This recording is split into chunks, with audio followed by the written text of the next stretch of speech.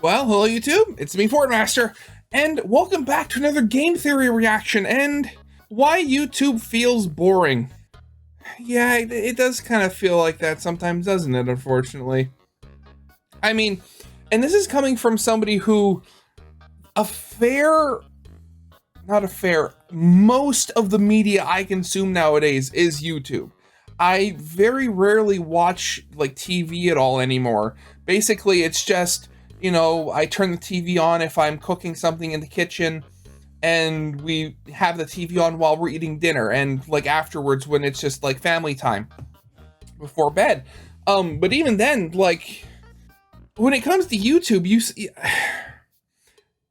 it's like a lot of things you obviously get, like, with like a lot of things, you obviously get, like, a lot of people, when something becomes popular, then a bunch of people start copying it because they want a slice of the pie, as it were. And of course, that's also a piece of it. But for me, like, I do not like watching shorts. There are times when whether it's on my phone or on the computer itself, I'll sometimes go into shorts, and I'll sometimes find things that are funny or interesting to watch. But other times, it's just like click, click, click, scroll, swipe, whatever it is, whatever I'm on. Because most of the stuff is like, okay, now I'm done. Okay, it's like, oh, that's not nice. It's not fulfilling. For the second reason is, like, I would suspect, like, with a lot of people, I have, like, a YouTube video playing when I'm in the background when I'm doing something. And you can't do that with shorts unless you want to hear the same 60 seconds of audio over and over and over again for an hour, which that only works for very certain things. Hopefully things improve. And hopefully MatPat has, like, some way or some suggestion of fixing it. So, yeah. But of course, original video is linked in the description if you haven't seen it for some reason. Corner video will lead to my film theory reaction. And with all that out of the way, let's get this thing started then, shall we?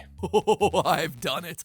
I've created the ultimate online video. I watched every YouTube video, but because I thought that MrBeast would do that very thing, I decided to do him one better. I watched every YouTube video and counted every pixel on every frame of every video. And guess what? I still thought that Jimmy might do that, so I decided to do him one better. I did it all in 24 hours, and I'll give away $100,000 to every viewer of that video. I've done it. I've done it. It's unbreakable. It's unbeatable. No one can ever outdo me. I've outbeasted the beast. Hello, Internet. Well, okay, so I'm just trying to figure out. You're like, oh, watched every video on YouTube. But I remember, and this was years ago. I think this was years ago at this point. But if I remember correctly, I think it was like every hour there was like 400 hours or of like video uploaded onto YouTube, and that was years ago at this point. How many? Actually, wait. I wonder if anybody's actually calculated that. Yeah. So the estimate as of September 20th this year was 156 million hours of footage. So to watch all of that in, like, 24 hours, I don't know how many videos you'd have to have playing. Actually, wait a second, I can just do the calculations. Here, calculator. So, 156, 123 divided by 24. No, 24. So basically, he'd have to have 6.5 million videos on at the same time every second of that entire day. Jeez. Welcome to Game Theory, the superlative channel for overthinking all your favorite things on the internet. Today on MatPat Talks About Topics I'm Thinking About Instead of a Game Theory, we're gonna be talking about phases. We all go through phases, the phases, right? Of YouTube, we learn yeah. Stuff, we watch different things, and on YouTube we make different content. For the last 3 years, YouTube has been going through what I'm calling the era of excess, and I probably don't have to explain to you exactly what I mean by that. basically look at the entirety of Mr. Beast's catalog. Pretty much know it when you see it. The title has the word every in it every time. I tried every food from every state. I tried every impossible sport. Mythical has a format called We Tried Every, where they try every flavor of a thing. The Try Guys have Keith Eats the Menu, where he tries every item on a restaurant menu. Eric tries every drive-thru. Eddie Burback goes to every Margaritaville. Matthew B I remember goes to that every video. Disneyland, where Alpharad rides every ride. Drew Binsky visited all 197 countries, while Markiplier just tries every flavor of Taki. I mean, he actually just licked every flavor of Takis. It's a bit disturbing there, Mark. Even more disturbing than your trailer for Iron Lung. Anyway, Yeah. see where I'm going with this. It's every trend that you see everywhere on the platform. Not to be overlooked, though, this phase also includes what I call the nice round number syndrome, which contains a big old number with a dollar sign in front, and the numbers just keep getting bigger. While Mr. Beast has certainly been the one mainstreaming this recently, nice round numbers, they've been making titles and thumbnails more clickable since top 10. 2012, when top 10s and top 5 lists dominated the entire YouTube ecosystem. I still remember Nostalgia Critic's top 11 because, in his own words, he likes to go one step beyond, and then you had Linkara's top 15 because back in that day, everybody just wanted to one-up the Nostalgia Critic. Wouldn't you know it, but clickable numbers become even more clickable once they're associated with money, leading to all your favorite giveaway and comparison videos. The numbers evolved from top 10s to top 100s to $100, and then we started adding zeros from there. Many zeros. Now we have $1 stake versus $1,000 stake, $1 versus $100,000 computers, $1 houses versus $100 million houses, and of course, the all-time classic, I gave a random person on the street $100,000 for the clout. I mean, obviously there's some vague reason, but we all know what the underpinning of it is, right? For the clout. We've seen $10,000 ice cream, the world's biggest pizza, and we've watched Casey Neistat recline his way through every expensive Emirati flight on the planet. It's great. Clearly we all love it and watch it, otherwise the algorithm wouldn't serve it up to you on a silver platter. I don't, and I'm not being like facetious or being like high and mighty or anything about that. I don't watch any of that stuff. I don't watch Mr. Beast because, you know, it doesn't interest me. I mean, I skipped through the video where he had a train falling into a hole, and that was it. I think I also watched parts of the one with the chocolate factory, but other than that, that's pretty much all I got. And again, I'm not trying to come off as high and mighty here. It's just literally, it's like I see that, it's like, oh, okay, scroll. But I'm here to tell you that there's a hidden cost to these videos, and no amount of dollar signs and zeros is ever gonna do it justice. The YouTube will start feeling boring. Is that they're not just about the superlative of something or trying something nicer than average, they're a constant, unwinnable game of escalation. We already ate the biggest burger at one restaurant, so, you know, then we had to escalate. We had to eat the biggest burger at every restaurant, but once you do that, where else do you go? Well, then you have to eat at every restaurant that ever serves a burger. You get the idea. I'm sure if I asked you why we like this sort of content so much, there are some easy answers that come to mind. Can I say about just a side note about burgers, why is it that burgers always get taller instead of wider?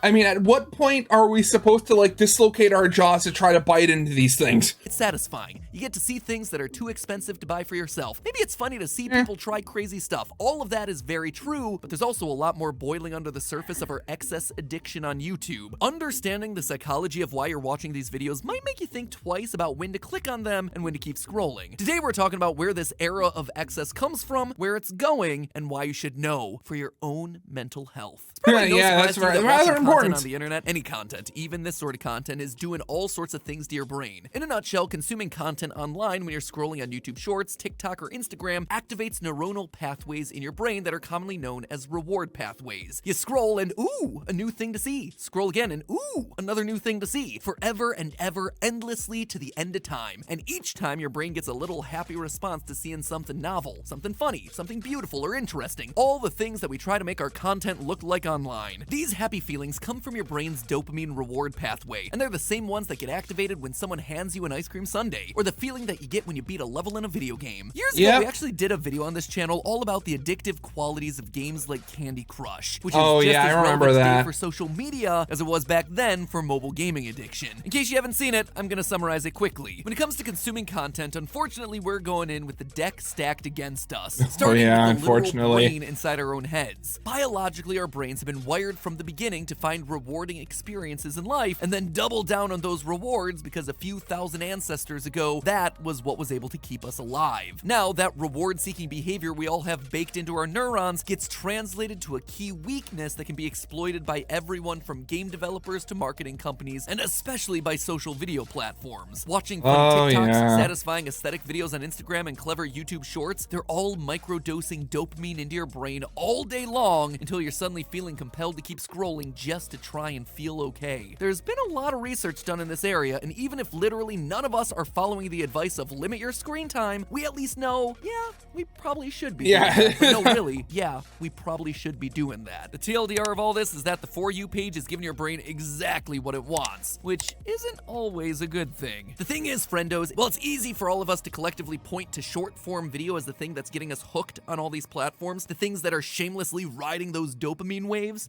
It's not the cause, it's not the cause, it's the symptom.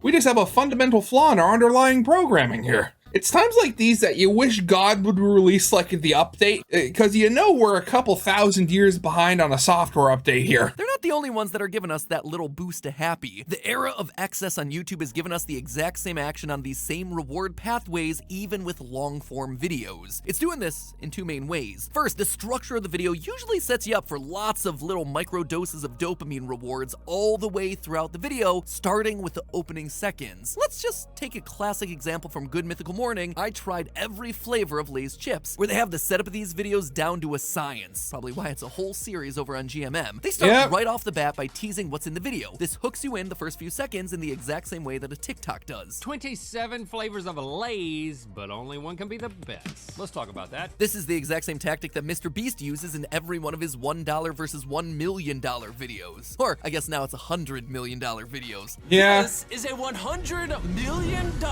mega mansion. And this isn't me trying to single out any creators or point fingers, it's just a tactic used by everyone who's successful on the platform right now. Josh Weissman. Today we're going to be ranking and tasting every major fast food burger in America. Airrack. You're looking at a collection of all the fastest man-made vehicles in history. Hopescope. I bought every Barbie dream house ever. Mr. Who is the Boss. I have just bought every single Xbox console ever. Basically, every major creator on the platform is zeroed in on this strategy as a psychological tactic. And you know that especially like the ones who buy like all this stuff, they can write it off as put it off as a tax write-off because they're literally doing it for their job. To get your attention on YouTube. But that's not enough. After those catchy opening seconds, you break the video up into manageable chunks that are, I don't know, somewhere around 60 to 90 seconds each, about the exact same as a TikTok, so people feel like they're getting a new reward for every minute that they stay tuned into the video. Take a look at that same GMM video to see what I mean. 45 seconds to 1 minute and 15 seconds goes by, they switch to a new flavor of chip, giving you just long enough for a satisfying crunch, some color commentary, a couple of jokes, bam! On to the next before you got bored. In Hopescope's tour through the history of Barbie dream houses, a video that I personally loved by the way, she switches between dream houses less than every 2 minutes. Airrack is way more intense when ranking all the fast food restaurants, going through them at a pace of 10 to 30 seconds each. MrBeast's favorite way to do this is by completely switching up challenges every 3 minutes or so. His classic I gave away an island to my 100 millionth subscriber video switches challenges every 1 minute and 30 seconds to 2 minutes and 45 seconds. While in his somewhat controversial Curing People's Blindness video, the longest any individual patient gets in front of the camera is 50 seconds. I could go on and on and on with hundreds of examples of these videos across the platform, each with tens, sometimes hundreds of millions of views, but it all boils down to this one thing. YouTube videos, my friends, have become high-polished compilations. Kind of like TikTok compilations or Vine compilations before them, whether or not I remember those. even the people making them realize it. And it works. It works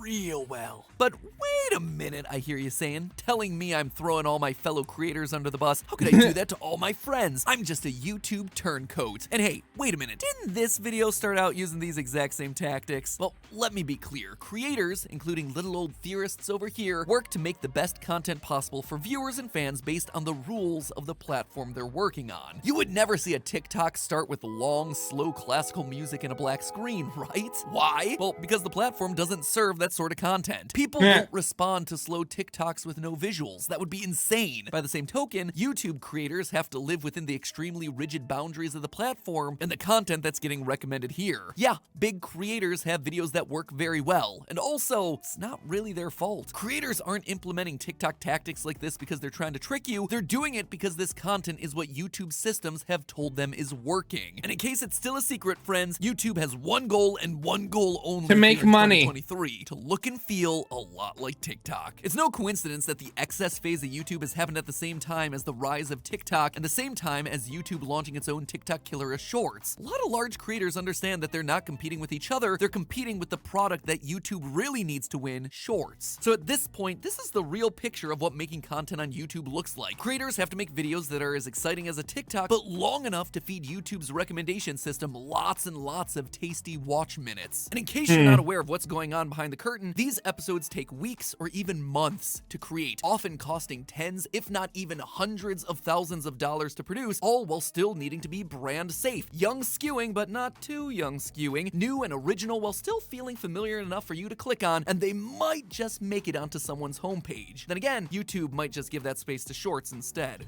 That is okay. That is the one thing.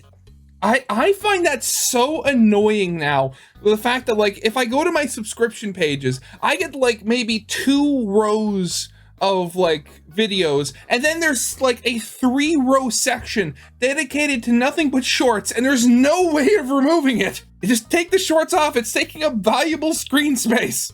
Down, never fail, never show fear, never get out of line. It's too hard. It's too contradictory. So what's left after all that? Well, a lot of escalation. How do you get people's attention on YouTube now? Do something bigger, more expensive, more flashy, more dangerous, for as long as you possibly can and in as many short, discrete chunks as you can. At the end of the day, this isn't about the creators that you're watching, it's about the platform that you're watching those creators on. But there's one of this fun little escalation circus. With more complicated and over-the-top production comes the need for more help. A lot more help. While videos on the platform are becoming more pigeonholed into this escalation and excess genre, they also need a lot more manpower to pull them off. Rhett and Link employ nearly 100 full-time employees. Smosh is over 30. mrbeast is at least 100, and individual creators who look like they film alone now have full-time teams of at least 10 to 15 people hunting the corners of the earth to find every impossible sport, Pop-Tarts flavor, and MacBook. The cost of these enormous teams lay on even more pressure for every episode to be an every episode, because it has to be a banger. Instead of stories, characters, or in-depth narratives that feel risky, access videos can be executed by any team who can build a bigger set, visit more Olive Gardens, or buy more weird shoes for you to try on without running into a lot of creative risks. Right now, this is one of the only ways to effectively thread the needle. It's hard to blame people for leaning into the content that's successful, but you gotta admit, all of it feels a bit limited. There's not a lot of feeling under the surface there. Whoa, amazing. With that, as the video says, everything feels samey and it's getting boring because everything's the same. That little Vine boom animation to make it seem like something more exciting happened on screen. Overall, yeah, it the just Vine makes boom. the platform as a whole feel stagnant when everything carries the same tone. And whose fault is that? The platform. With that in mind, though, so far we've only talked about the ways that the era of excess is hijacking our brain and the programming schedule of your favorite creator. But what about you, as a normal viewer? Turns out that the era of excess may be having a number of other unintended consequences for fans of YouTube, and these consequences aren't so easy to detox from. First, let's just talk about what's so appealing about excess content when we watch it. It's fun. It's neat to see people take wish fulfillment, For a lot of us, the era of excess is a form of escapism. Now, there's nothing wrong with a little escapism. People have been using books, TV, movies, theater, video games, all kinds of media forever to escape their humdrum lives, or in our case, a world that often feels like it's about to burn down around us. A lot of time, escapism media portrays a life that's better, more magical, or often more wealthy than our own. It idealizes tiny problems, fancy clothes, fancy cars, extravagant vacations, or enormous houses. Any of those topics sound familiar? They should. They're literally everywhere in the era of excess here on YouTube. Visit the craziest hotels, eat the $1,000 steak, try on the 20 new outfits that you could never afford, and do it in every video across YouTube. There's actually a name for this kind of viewership, and if it sounds gross, well, it is. It's called wealth prawn, and it's been around just as long as wealth itself has. If you're a boomer, your generation had Lifestyles of the Rich and Famous. One of the most influential I've heard of that reality one. shows of all time before reality TV was even a thing. As the creator of the show described it, it allowed everyone to feel like someday they too could live a fancy lifestyle. When you first conceived, did you have any idea that people would be as interested in how the other half lived? It's almost as if the whole thing has slipped into the vernacular of the dictionary, because everybody is curious, but to an extent that we never dreamed. Here in America, everybody wants to be a winner. Everybody dreams of being very, very successful. And so for a moment with our show, we showcase the winners, and then we let the people dream and say, yes, we too could live like that and be like that. Moving into the 90s and 2000s, he had shows like MTV Cribs, Real Housewives, Oh, yeah. and then the God. ultimate in wealth prawn, Keeping Up with the Kardashians. With each of those shows, a God. journey to show off more wealth, more extravagance, and more aspirational living than the last. But where wealth prawn used to be confined to just a couple of shows that aired a few times a week, now it's literally everywhere. Every time you log onto YouTube, there it is, a brand new video, or 3, or 7, all ready for you to consume to get that hit of dopamine, except that's not truly what happens. When you're surrounded by wealth prawn all the time, instead of feeling inspired by the beautiful lifestyles showcased online, viewers report feeling more discouraged about their own lifestyle. Because Gee, imagine everywhere you that. look, it feels like there's someone who has it better than you. Someone who could afford to explore exotic islands or buy 30 pairs of sneakers, all the while inflation continues to rise out here in the real world. Everything is getting more expensive, and you're just out here wondering if you're going to be able to afford next month's rent. But if every video you see online is in every video, it can be hard to remember that fact, and it starts to normalize the idea that we should all be living in this excessive way. And so when we can't, we start to become disappointed and dissatisfied. And because dopamine is now tied to our viewing addiction, it leads us to watch another video to try and get that hit, to try and feel normal again, to try and see what this one is going to be like. And you just wind up repeating the cycle again and again and again, ultimately making us feel worse off mentally. This is especially true for younger viewers, where studies have shown that those who spend more time on social media, including YouTube, reported higher levels of comparison and lower self-esteem as a result. It's especially dangerous when you consider that 25% of young people reported going to platforms like TikTok to get financial advice, which can then lead them to not only feeling worse, but actually spending more on things they don't need to try and achieve that lifestyle that they're constantly being shown they should have. So what then do we do? Well, half the battle is just knowing what we're watching in the first place. When we see a video's cold open shouting at your face that you're about to see every of something, you need to recognize that that video is designed to trick your brain into thinking it's getting a prize. Spoiler alert, it's not. It's actually a TikTok compilation designed to give you a hit of dopamine every 2 minutes or less. And seeing a bigger dollar amount in the title, that's not going to lead you to feel better about yourself or the state of your bank account. Also, it's important to recognize that even though YouTubers seem to be all footloose and fancy-free with their expensive stuff and far-flung vacations, what you're seeing isn't real. Behind those big videos are big expense checks. And all the brand deal and ad revenue that pours in is getting poured right back out to the massive teams that are making these videos happen. Behind the fun is a lot of paperwork, production calendars, and more coordination than your typical Hollywood shoot. No one is truly living the way that you see in these videos, and whatever you see on screen was meticulously curated by a team that's bigger than however big you imagine them to be. Now, I can speculate about where the platform goes from here, the future of shorts, how far you can escalate before you hit a ceiling, what YouTube should be doing as a platform, but that's all episodes for another day. For now, knowledge is power. So consider yourself armed and ready to take on the next video that you watch. Just make sure that you're playing it, and it's not playing you. But hey, that's just... Oh, I swear, the state of things right now, eh? I mean, I was gonna say, like, oh, that's the reason why I don't try to, like, go for all that stuff, because it feels like so disingenuous and stuff. But I mean, like, I started doing reactions. If you're watching this, I mean, I started doing reactions because they get views, and because it's, you know, it's fun. It can be fun for me too. But it's always about chasing trends. You know, especially you have all these people. I don't even want to know the number of people that, like, not even just do YouTube as a job, but do it so that they have some extra money on the side. I mean, when you get it down to that, I mean, you pretty much have to chase trends at that point, just so that, you know, you can buy your food. Though, I mean, granted, that's like at the very opposite end of mrbeast, where again, he has like 100 employees and stuff like that. And I was going to say, like, didn't he buy like a bunch of houses for his employees like a year or two ago? I remember there being a bit of a kerfuffle about that. I can't even remember at the moment, but you know, who cares? But yeah, But anyway, it's like, I knew there was a reason I didn't like watching that sort of stuff, and hey, I'm happy to be proven a bit right. So yeah, as always, original video is linked in the description if you haven't seen it yet for some reason. Corner video will lead to my film theory reaction, and with all that out of the way, I hope you guys liked. If you did, leave a like, subscribe if you have not, and I'll see you guys next time. Goodbye.